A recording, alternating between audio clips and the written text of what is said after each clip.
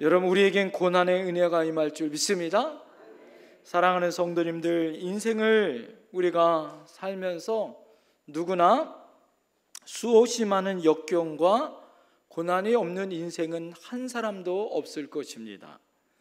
요람에서 무덤에 이르기까지 인생은 크고 작은 역경과 고난의 연속이죠. 그래서 역경이라는 것이 꼭 나쁜 것만 아니다. 오히려 역경을 통하여 발전과 성숙을 이루는 필수 과정이다라고 말할 수 있다라는 거죠. 우리의 신앙과 인격 또한 마찬가지입니다. 이 고난과 어려운 역경을 통하여서 더욱더 견고해지고 성장할 수 있는 발판이 되어지더라라는 거예요. 그래서 이사야서 48장 10절에는 너를 고난의 풀무에서 택하였노라, 이렇게 하나님은 말씀하십니다. 대장장이가 금속을 정결하기 위해서 풀무불에 넣어서 어떡합니까? 녹이죠. 금속을 녹아 찌꺼기를 제거합니다. 그래서 온전한 금속을 만들게 되어지고, 그 금속을 어떡합니까? 두드리고 또 두드리고 찬물에 넣었다 빼고, 그래서 강도를 높이고 더욱더 단단한 쓸모있는 재료로 또 도구로 만들게 되어집니다. 야고보 사도는 그래서 우리의 믿음을 불같은 시련이다 이렇게 말해요. 이 말이 무엇입니까? 우리에게 이 불같은 시련을 통해서 인내를 만들어 주시고 온전한 인격을 구비하도록 부족함이 없는 믿음의 사람으로 만들어 주신다라는 거예요. 특별히 오늘 시편의 본문을 통하여서 이 고난의 문제를 하나님의 은혜의 방편, 하나님의 은혜의 시각으로 묵상하고 은혜를 나누려고 합니다. 오늘 특별히 66장 12절에 있는 중심의 말씀, 우리가 불과 물을 통과하였더니 주께서 우리를 끌어내사 풍부한 곳에 들이셨나이다 라는 말씀의 중심으로 세 가지의 은혜를 나누려고 그래요. 첫 번째, 따라합니다. 우리의 인생은 불과 물의 고난을 통과합니다. 여러분, 우리의 인생은 끊임없이 역경을 거쳐가며 살아간다라는 거예요. 특별히 불과 물을 거치는 고난을 통과하게 된다라는 거죠. 한 가지의 고통을 겪고 나면 또 다른 고통이 기다리고 있어요. 한 산의 고비를 넘으면 그 다음 그거보다 더 높은 산이 기다리고 있는 것 같습니다. 불의 고통을 겪고 나면 또 물의 고통이 남아있다라는 거예요. 그래서 10절에 은을 단련함과 같다라고 말해요.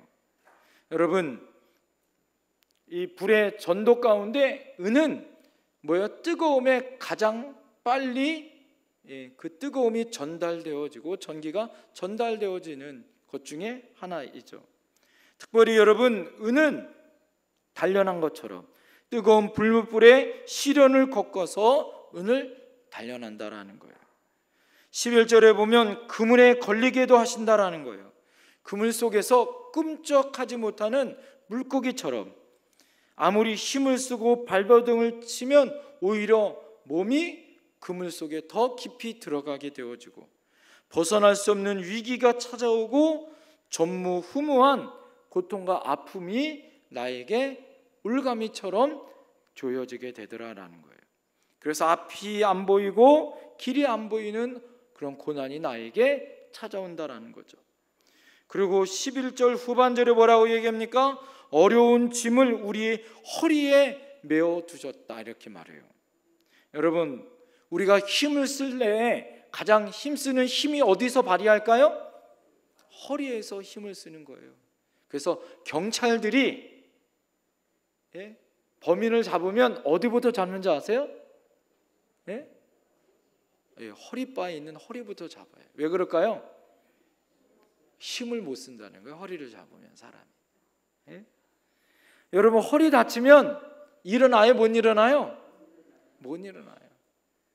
기침을 하고 밥을 먹고 힘을 써도 도저히 힘들어하고 괴로워하십니다.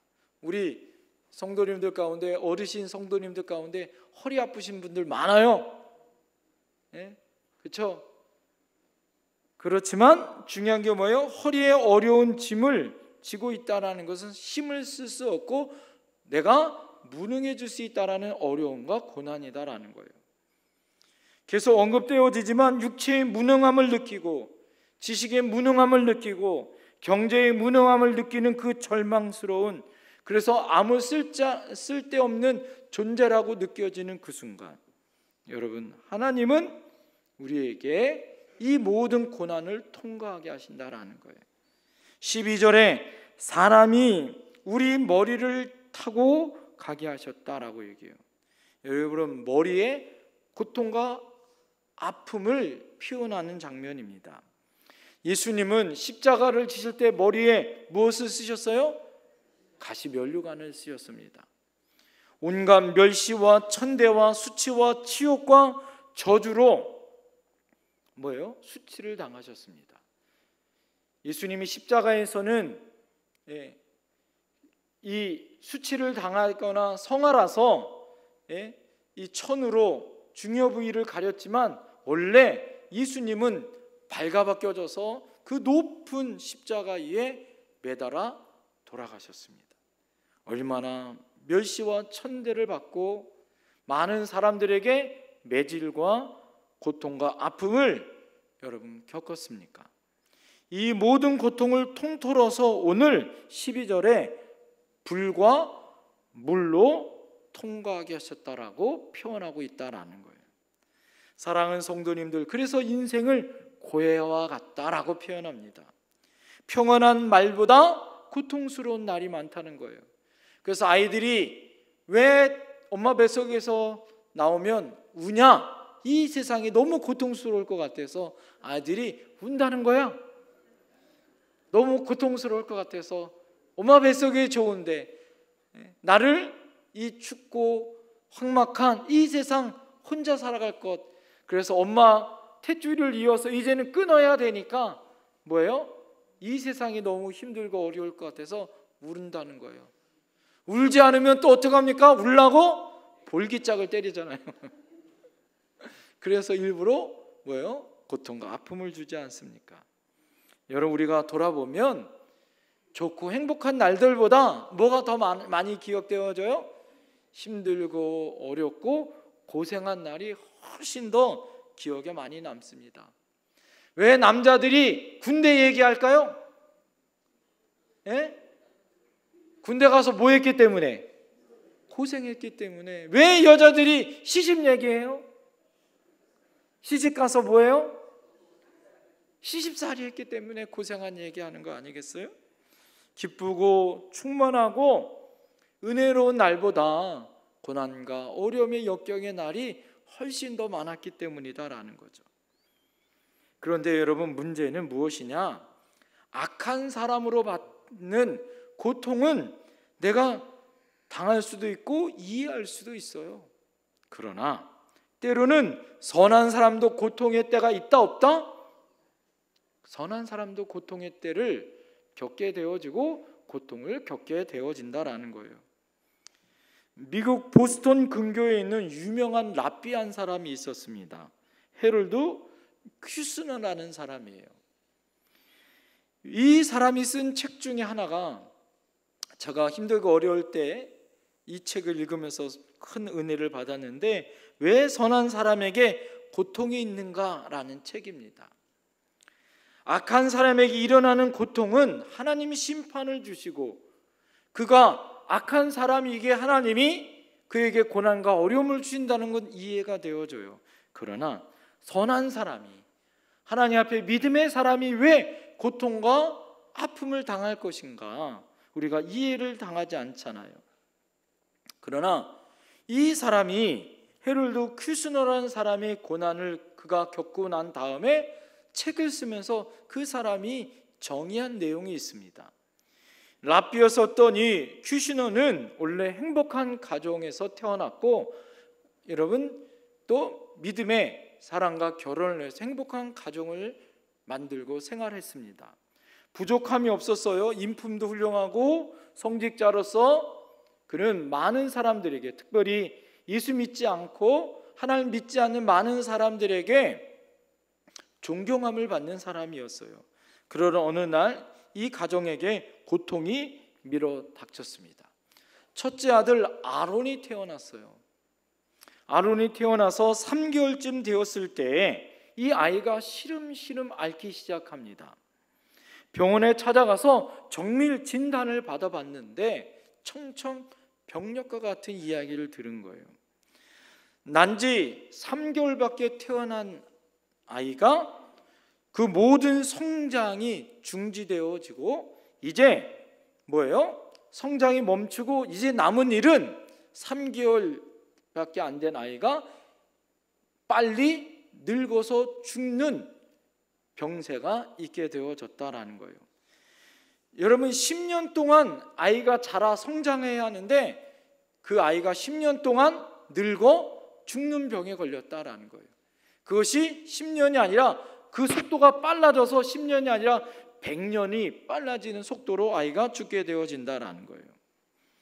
3개월째 된 아이가 걷지도 못하고 이제 점점 빨리 노쇠화되어져서 말도 못하고 또 엄마가 그 모든 일들을 감당해야 됩니다.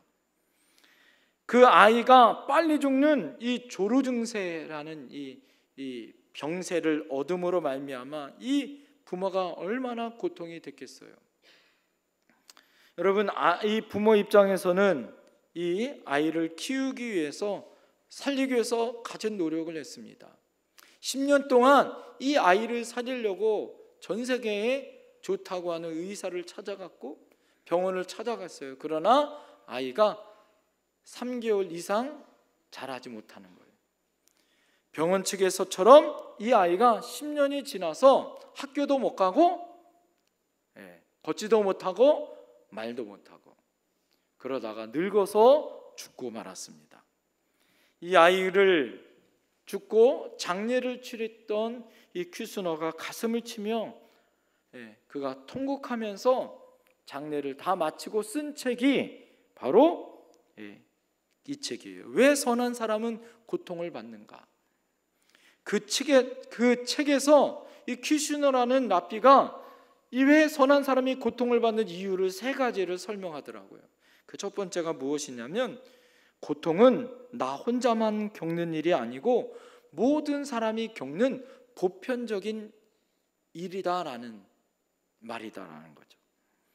여러분, 우리가 겪는 이 행복 또한 나 혼자만의 행복이 아니라 모든 사람이 겪는 행복인 것처럼 고통 또한 나 혼자만 겪는 고통이 아니라 모든 사람이 겪는 고통이다라는 거예요.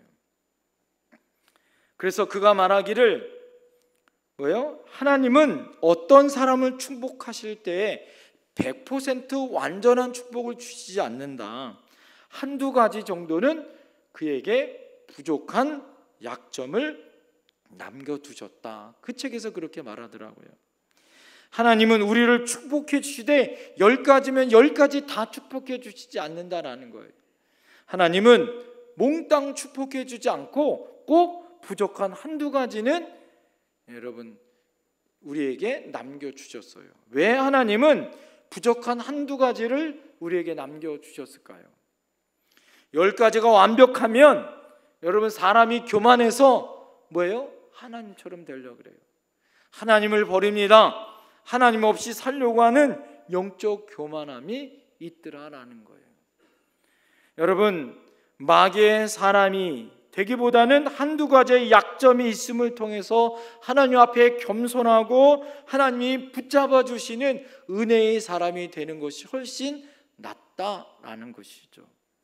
사도 바울은 그렇게 해서 고린도후서 12장 7절에 이렇게 고백합니다. 하나님께서 나로 하여금 자만하지 않게 하시려고 육체의 가시를 두셨다.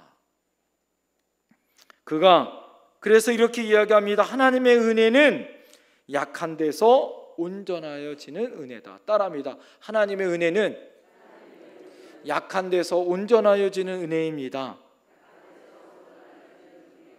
여러분, 그래서 나의 연약할 때, 내가 연약하고 부족하고 그래서 하나님을 찾게 될 때, 하나님 앞에 기도하게 될 때 겸손하게 되어지고 하나님과의 신뢰가 회복되어져서 은혜의 사람이 될 수 있게 되어진다라는 거예요. 그리고 두 번째는 고통을 겪어본 사람은 남의 고통을 진심으로 이해하고 위로하는 사람이 되어지기 때문에 선한 사람이 고통을 받는다라는 거예요. 여러분, 그가 이렇게 고백합니다.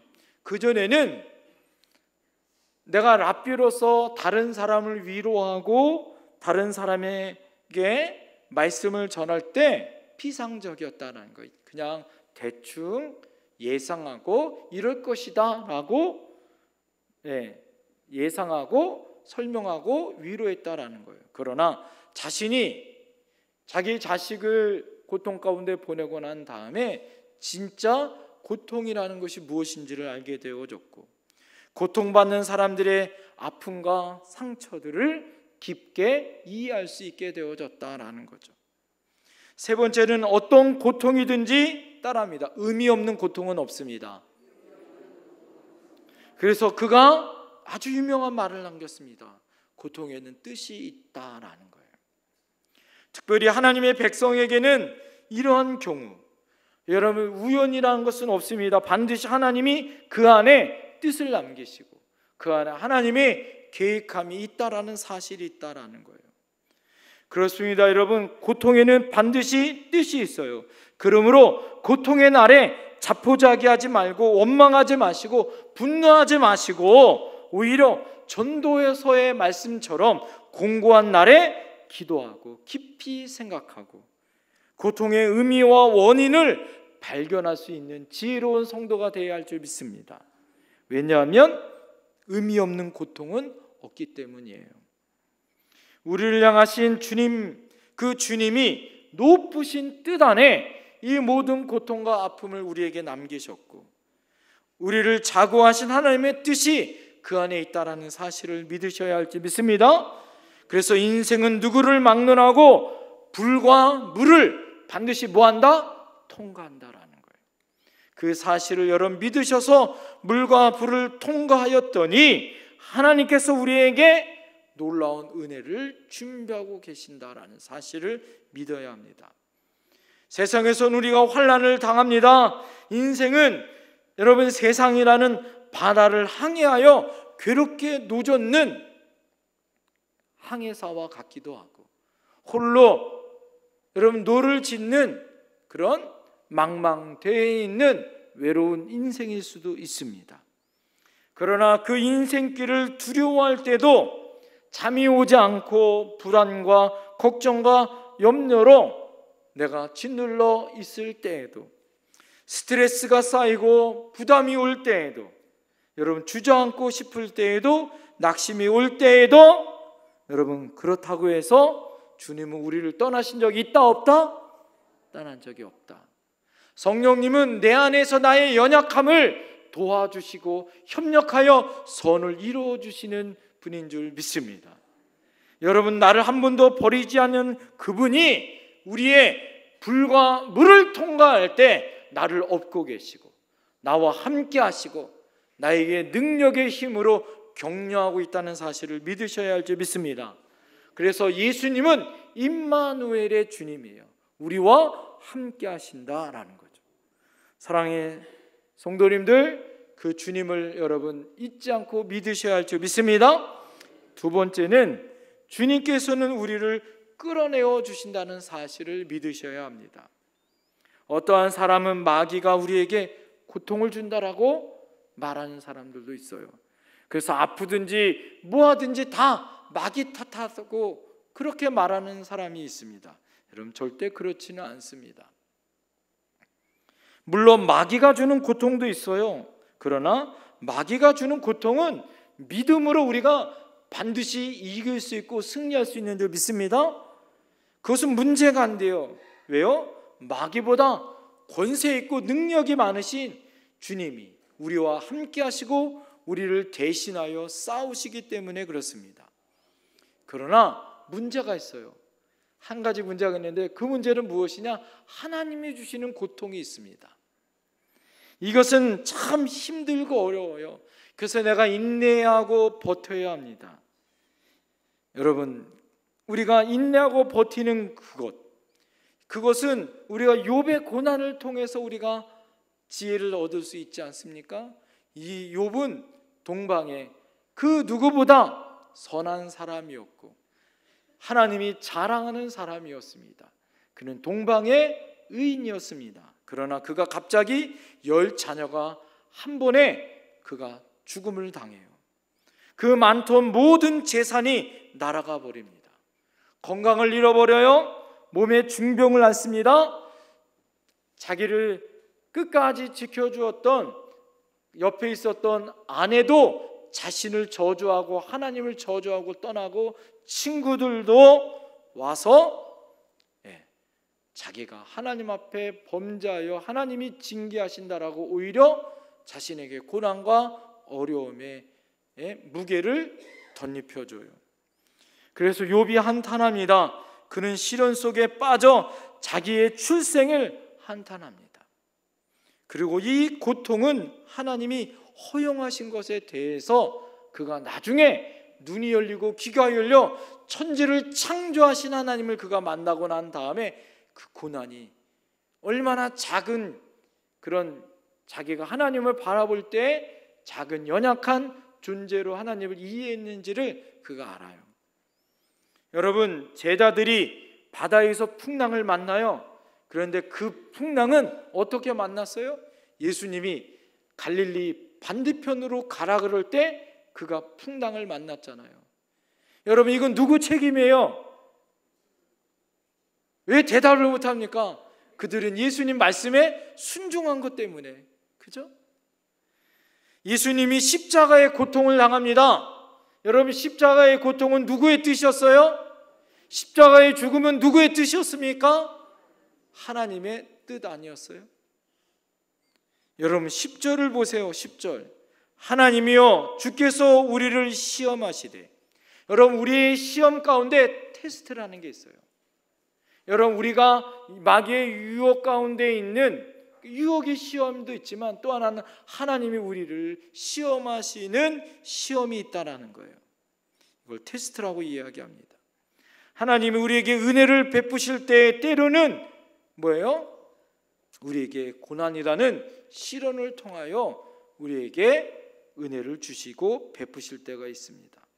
하나님께서는 고통을 통하여서 고난을 통하여서 하나님의 방법으로 우리에게 영광을 주실 때가 있어요.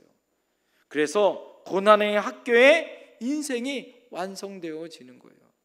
작은 것, 그 고난을 기뻐할 수 있는 것은 왜 그럴까요? 이 고난 뒤에 주시는 놀라운 하나님의 은혜가 있다는 사실을 우리는 알기 때문에 그렇습니다. 그러면 여러분, 어떤 고난을 통해서 은혜를 베푸실 것인가요? 첫 번째는 무엇이냐? 하나님은 우리를 회개시키기 위해서 하나님의 자녀로서 고통을 주실 때가 있다라는 거예요. 왜 우리에게 고난이 유익이냐? 여러분, 구약에 요나 선지자가 있잖아요. 그가 하나님의 은혜로 다시스로 니느웨로 가라는데 그가 반대편에 어디로 가요? 다시스로 도망갑니다.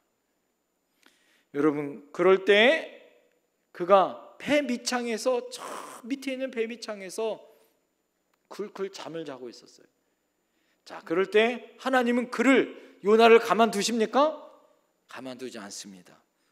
어떻게 해요? 풍랑을 일으켜서 제비를 뽑게 하고 누가 뽑힙니까? 요나가 뽑혀요. 요나가 말합니다. 내가 하나님 앞에 잘못해서 그렇다고. 사람들이 요나를 바다에 던져버리죠. 요나가 죽습니까? 안 죽습니다. 하나님 무엇을 준비하셨을까요? 큰 물고기를 준비하셔서 요나를 삼켜버립니다. 여러분, 그 뱃속에, 수월의 뱃속에서 캄캄한 그 죽음의 공포 가운데 요나는 죽었다 생각했는데 그곳에서 살아있는 거예요. 왜 살아났을까요? 하나님은 요나를 진짜 죽이시기 위해서 그 고난과 아픔을 주시는 것입니까? 아니죠. 요나가 그곳에서 뭐하도록? 회개하도록. 그래서 하나님은 그를 어떻게 합니까? 배에서 니느웨로 가신 것이 아니라 물고기 뱃속에서 니느웨에 가서 뭐예요? 토하게 하셔서 니느웨 땅에 가게 하십니다. 하나님의 놀라운 섭리로 니느웨 백성 12만 명의 죽어가는 영혼을 향하여 그가 복음을 전할 때 굵은 베옷을 입고 회개하여 그 땅에 있는 죽어가는 영혼이 하나님께로 돌아오는 역사가 나타난 줄 믿습니다. 모든 일이 잘 되어졌다라는 것은 뭐예요? 모든 것이 형통해졌다라는 것은 요나가 회개하여 하나님께로 돌아올 때 여러분 그 모든 일이 형통한 줄 믿습니다. 두 번째는 하나님께서는 인생의 방향을 바꾸실 때 고난을 주셨다라는 거예요. 여러분 하나님께서 인생의 다른 길을 하나님이 인도하실 때 불가항력적인 힘에 의해서 내 길이 막힐 때가 있어요. 내 인생의 방향과 코스가 완전히 바뀔 때가 있습니다. 사도 바울이 그랬어요. 사도 바울은 명문 가정에 태어난 사람이었습니다. 명문대학에서 나왔고 학벌도 좋고 집안도 좋아요. 로마의 시민권도 있고 바리새인 중에 바리새인이고 유대인 중에 유대인이었습니다. 그는 사회적으로 존경받는 사람이었어요. 그러나 그가 예수 믿는 사람들을 잡기 위해서 다메섹에서 예수 믿는 사람을 핍박하기 위해서 그가 잡으러 가다가 강렬한 빛에 의해서 눈이 멀었습니다. 꼼짝달싹 없이 아무것도 할 수 없는 그 순간에 음성이 들려요. 사울아 사울아. 그가 사울에서 이름이 바울로 바뀌었습니다. 그가 사울아 사울아 라는 예수님의 음성을 듣습니다. 그럴 때 그는 예수님을 핍박하였던 자, 예수 믿는 사람들을 잡아서 죽이는 자에서 예수님을 증거하는 복음의 전도자로 바뀐 줄 믿습니다. 인생의 방향을 틀어버려요. 어떤 사람은 하나님이 세 번째 크게 축복하시려고 하나님이 우리에게 고통과 아픔을 주신다라는 거예요. 아브라함을 보세요. 아브라함이 처음엔 축복의 조상이 될 수 있는 사람이 아니었습니다. 그의 아버지 데라는 우상 장수였어요. 그러나 그가 75세에 하나님의 은혜로 하나님의 선택을 받았어요. 그는 갈대아 우르를 떠나야 했습니다.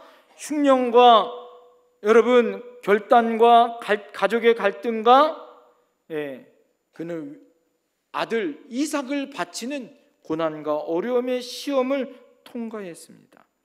그래서 그는 원래 이름이 아브람, 작은 가정의 아비였어요. 그러나 하나님께서 그의 이름을 바꿔서 아브라함, 모든 열국의 아비라는 놀라운 하나님의 축복의 이름으로 바꿨어요. 지난주 금요일 날 우리 통일기도회로 통일촌 교회에 갔습니다. 우리 성도님들이 생각보다 많이 오셨어요.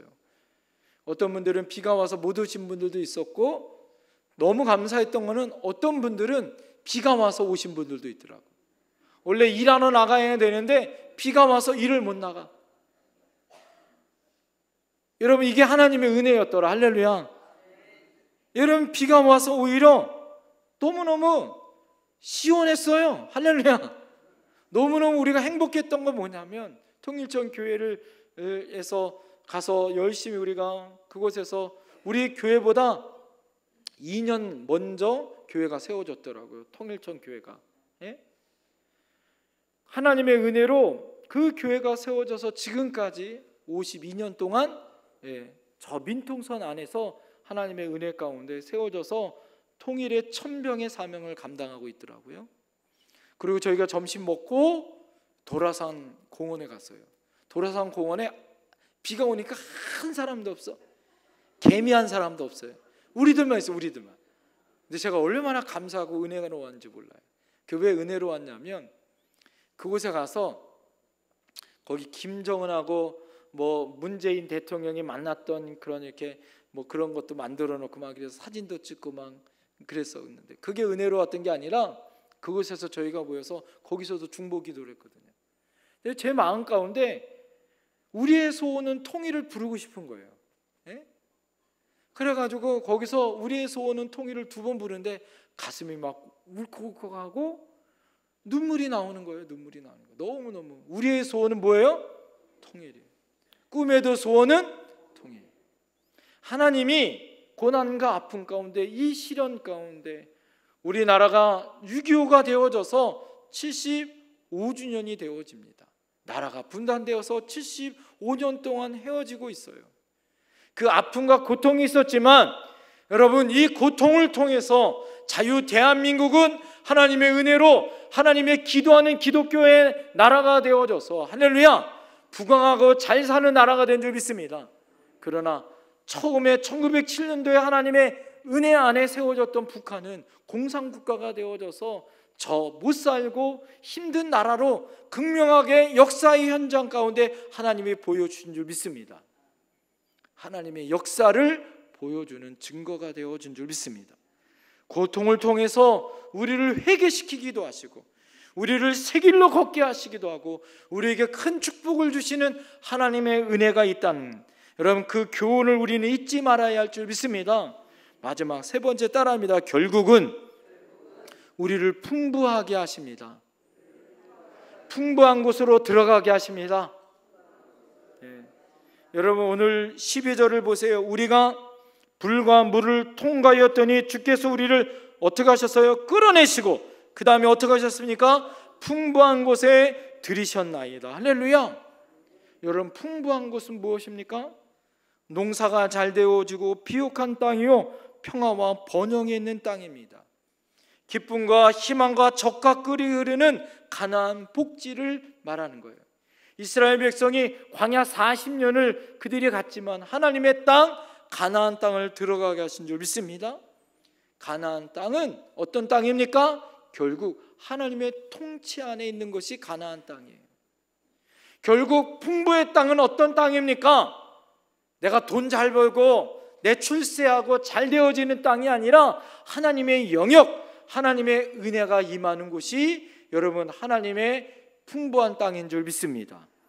이스라엘 나라 가봐 실망했어요. 저는 왜 실망한 줄 아세요? 가나안 땅은 우리가 성경에서 말하는 뭐예요?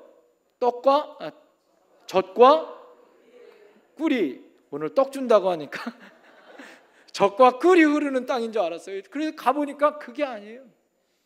성경에 보니까 그 땅은 젖과 꿀이 흐르는 땅. 왜 젖과 꿀이 흐르는 땅이냐? 그 땅은 비를 흡수하는 땅이라는 거예요.